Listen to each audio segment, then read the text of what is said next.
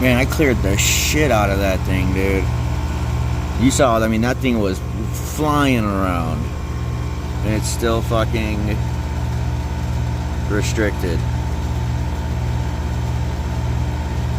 Yeah. That's crazy, dude. I just did a nice-ass job, too. That is so wild.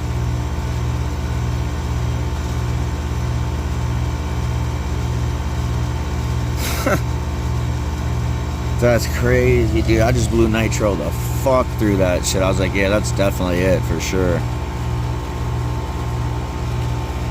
Wow. That evap's gotta be fucking oil logged, dude.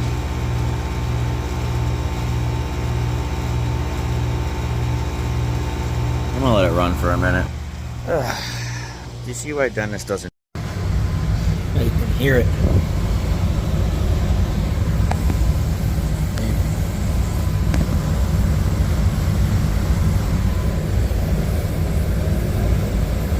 Something's restricted in that coil, because obviously we're not restricted here.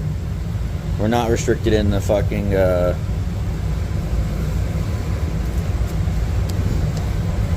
whatchamacallit, and anything in here. So that coil's got to be restricted, dude. It's the only way. Maybe the strainer's fucked up, but I don't. Could be the strainer, but yeah, that's fucked. That thing is fucked.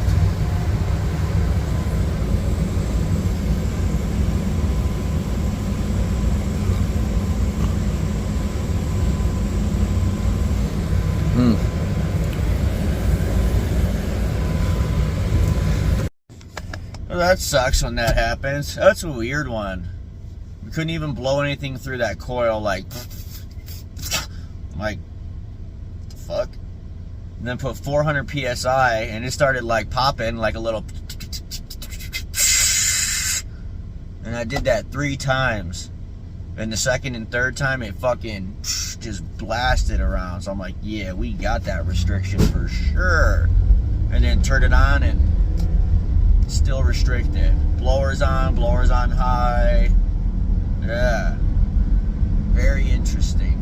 So, anyways, get a new coil put in there with a TXV instead of a fucking fixed metering device. And this way we can charge it off a subcool, and I think that'll be better. So, anyways, I gotta get a coil for him and shit. Which sucks, because I was like, man, I really tried to, like, what the fuck? I don't know. It's weird how sometimes shit works out, sometimes it